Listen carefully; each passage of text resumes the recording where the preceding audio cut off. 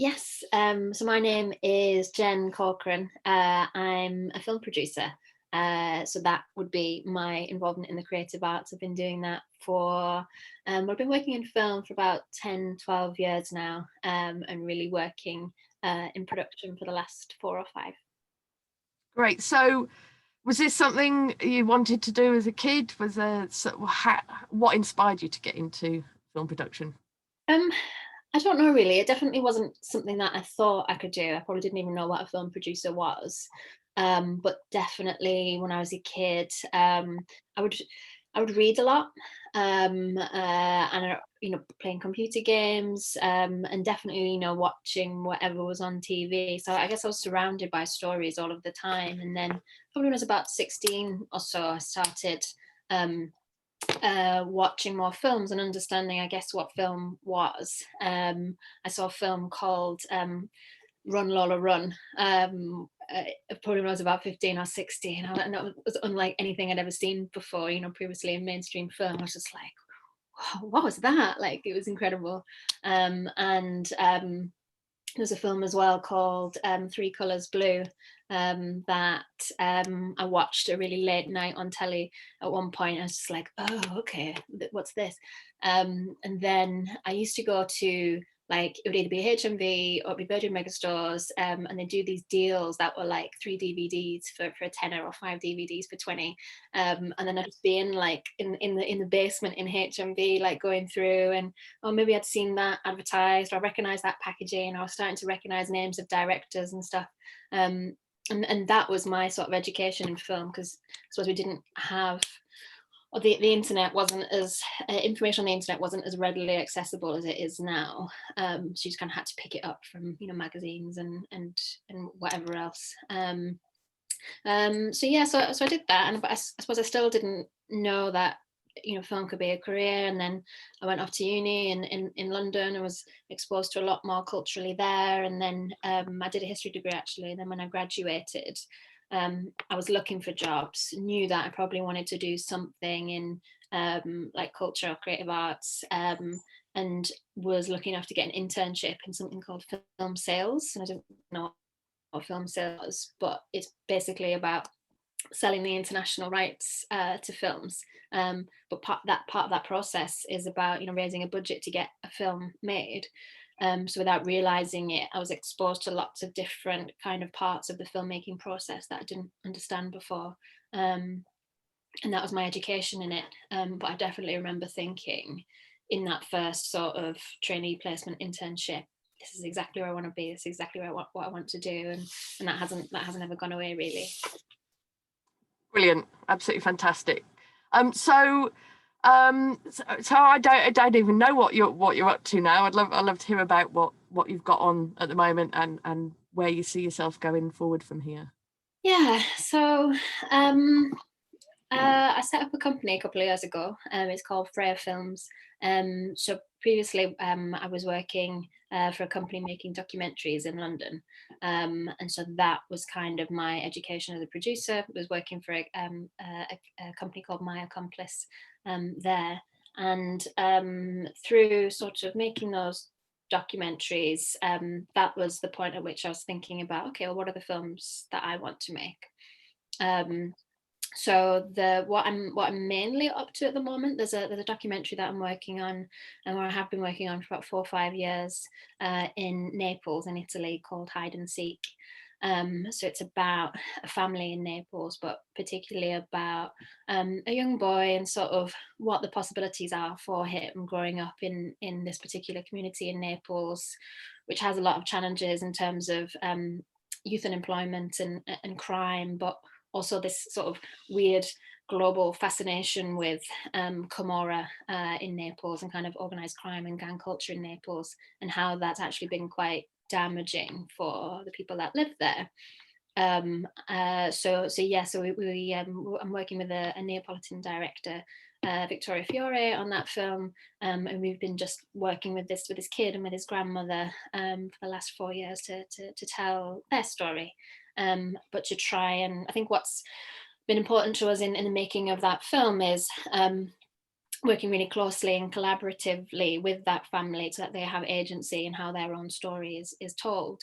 And that has been something that's been really important to me, kind of being involved in documentaries. It's so different to scripted film, and there's lots of depth to how you kind of approach that. You're working with real you're working with real people, you're telling their stories, you're getting involved in their lives, and you have a responsibility to them. So I guess what I'm trying to say is the approach that we took with that film is something that's been really important to me, and also kind of creatively how we're telling that film. We're working with an incredible cinematographer, Alfredo de Juan, he's Spanish. So it's very kind of cinematic and beautiful documentary, and told in part through kind of dreams and imagined realities rather than just the hard kind of observation.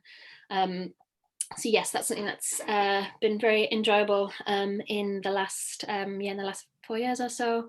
And then I have a couple of other documentary projects. I'm not sure how much I'm allowed to say, but one of them is about a social documentary photographer from the Northeast. So we're telling the story of her life. Another is a UK Canadian production. It's a kind of a queer history of the New Romantics scene. So that one's really good fun. And then I'm starting to dabble in kind of scripted film and in television as well. So I'm working with Victoria, who's the director of the Italian film, on a feature film and a television series adaptation as well. Wow, well, you got plenty on the boil there. All sounds absolutely fantastic. Recently watched a fictionalized account of Boy George's life.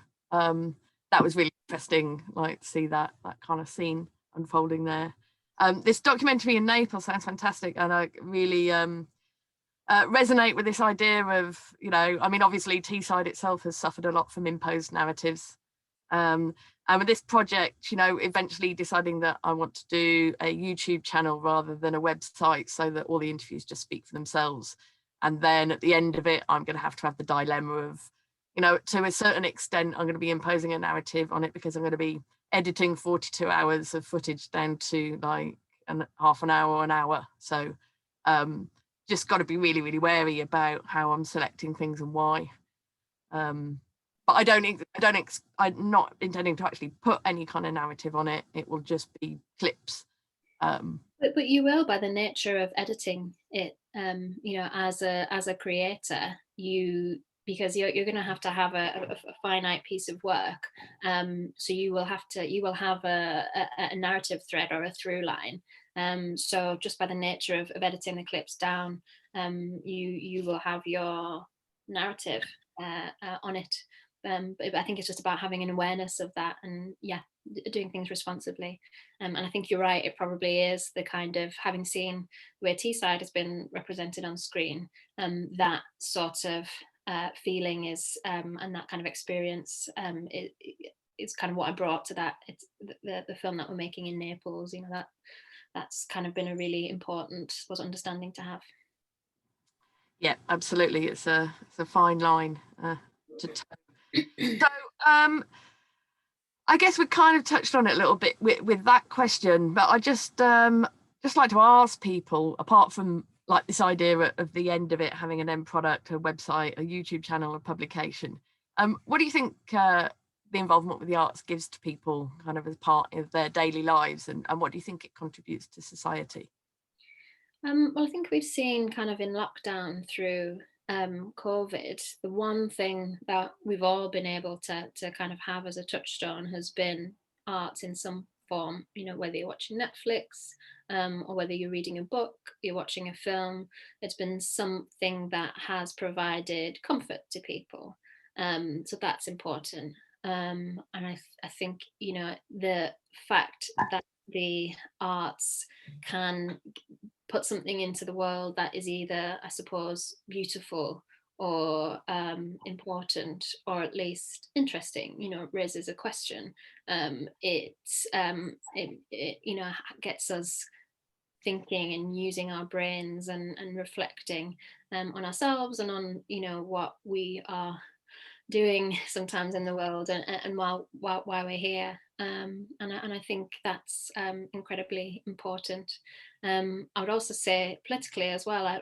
The in terms of how people that are employed in the arts, what that contributes to the economy, for example. The arts is a massive kind of employer, and something that Britain and the UK kind of does extremely well, and is known for. We create wonderful music and films and stories and books and artworks and plays, and it's incredibly important. Yeah, absolutely. I do find it amazing that the fishing industries have been able to wield such immense power over our nation for so long. When, I mean, they're see compared to the creative arts. Yeah, the billions that kind of that sector generates, which requires, I suppose, global work and travel, and the ability to trade with Europe and the rest of the world. And yeah.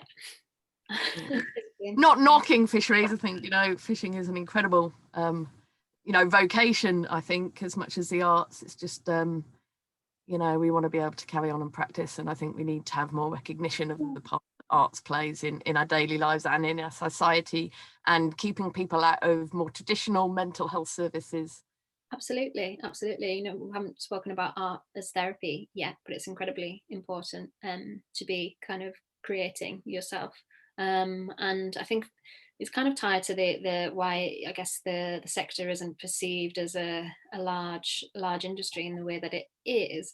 Probably because there's a perception that it's made by lovies, or a very small group of people, when it's not. It's this wide ranging national industry, but also it needs to be something that is accessible to all, and is kind of inclusive, and is something that you shouldn't be shut out from, either creating work or enjoying creative arts in some form, just because of where you are in the country, or your income, or whatever other factors might be at play. Yeah, and hopefully that will change now, because there does seem to have been some kind of shift in the projects that are getting funded and the reasons why. There seems to be this big emphasis coming up on community arts and engagement, which I hope will be really positive, and make people see how involved in the arts they already are without realizing it. Yeah. And maybe make themselves more conscious of that and willingly participate. So yeah, I suppose I'm going to have to do the lockdown question. So how's it affected your work? Have you been able to carry on? Obviously, going out filming's tricky. Being able to sort of keep going behind the scenes. In some forms. I mean, the way it kind of fell in terms of my work is that I had one project that was going into the edit, and then I had a few other things in development. So I didn't have anything. We were going to do another shoot in Italy in April for the film. We just pushed that back to next year now. But we had enough flexibility. We just went back into the edit basically, and that's probably better for it. But I didn't have loads of jobs cancel. I think one of the biggest ways that it's impacted me is that there's not a lot of money in film development and film television development to begin with, so you're already kind of working at sort of a low income, and that hasn't changed. But I guess it's the sort of lack of opportunity. There are no sales. It's quite difficult to develop films into a sort of unknown future. Like, we don't know sort of what's going to happen to cinemas, and how that's going to change viewing habits. I think as well. So I had a few jobs. So as well as working as a producer, I had other part-time work as well, and I found that in lockdown, the way I used to work, which was just like 5-6 days a week, really busy all the time, running around everywhere, that in lockdown, that same way of working just didn't translate, because I was still working sort of full time and flat out, but without, I suppose, the, being able to go to the cinema or to travel or to go to a bar to see friends. So I was really able to see kind of the imbalance, sort of in kind of work and life. So I did end up sort of um, shutting down a few of my jobs basically, and sort of willingly going into a lower income situation. And I'm back at my parents for lockdown too, which has actually been quite nice. Just to sort of take time to reflect and figure out how to make film and creating sort of sustainable as a career, without having such a volume of work that it's kind of impossible mentally and emotionally to manage that workload. So that certainly has changed as well, and I think that's probably for the better. Yeah, so many people have, appreciated the opportunity to step back and have an opportunity to reflect on what they're doing. It's like we're all so busy all the time. Sometimes you forget to have that greater perspective. I think it's great that you've taken the courage to prioritize, as you say, maybe take a knock in earnings for a while because you have faith in what you're trying to do. And again, a few people I've interviewed that have taken that brave step all seem to have been rewarded. So I very much hope it's going to be the same in your case. I'm absolutely sure it will be. I know how hardworking and capable you are. So totally look forward to these projects coming to fruition. And hopefully, a premiere at Cineworld or on Teesside Park will be. So, or Base Camp or the Auxiliary, or yes, I'm looking forward to that as well. Film is such a long gestating thing. I feel like you talk about the same project, for 5 years, and you're like, oh yeah, this film and that film. But yeah, I'm kind of really hopeful that we'll start to see some positive outcomes from that in the next year. So yeah. Brilliant. It's been an absolute pleasure talking to you as ever, and I hope to be out there raising a glass with you soon. Oh yeah, me too. That's going to be fantastic. Yeah, absolutely. Yeah. 2021. Let's hope it's going to be one hell of a year, I think. I hope so. I hope so. We're going the right way, aren't we? Finally, politically and hopefully scientifically, we're going the right way. So we'll see. Yes. Yeah, maybe we're going to start trusting experts again. That would be wicked. In the meantime, I'm going to just trust a hope. All right, take care, and hope to see you soon. Toodle pip. Bye.